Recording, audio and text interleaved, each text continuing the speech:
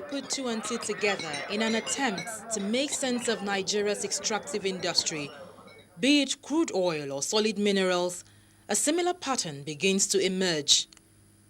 Place the petroleum and mining sectors side by side and you'll find locals trying to appropriate these natural resources for themselves.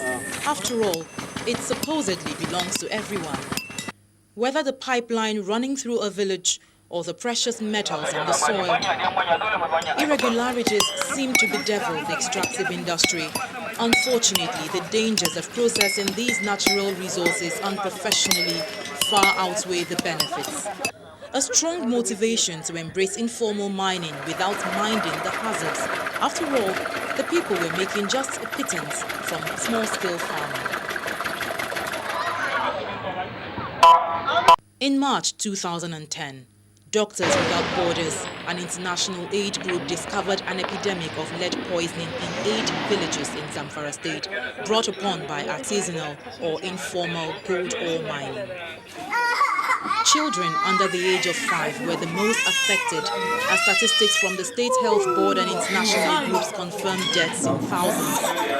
Medical experts call it the worst outbreak of lead poisoning in recorded history, causing total damage to the nervous system, a condition very evident in this little girl, Naima Surajo, whom the doctors have declared brain damaged. The normal level of concern for blood lead is 5 micrograms per deciliter. These children were 200, 400, one child was 700. So up to 100 times the normal level of concern for lead. And out of the 8 villages, this one, Bagega, is yet to receive attention 2 years after.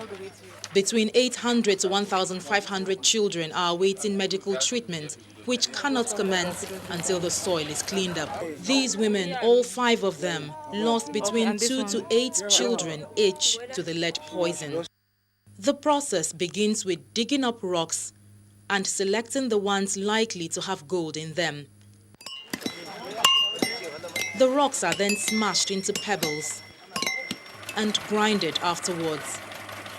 Note how the workers breathe in the lead-poisoned dust freely.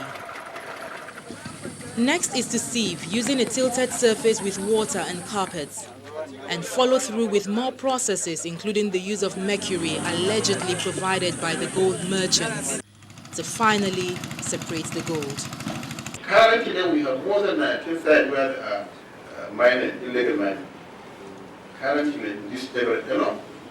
The Chairman, Senate Committee on Environment and Ecology, Senator Bukola Saraki, during a visit to the area, promised the release of funds for the land remediation. Very soon, within the next days, definitely before the end of this month, those funds will be released.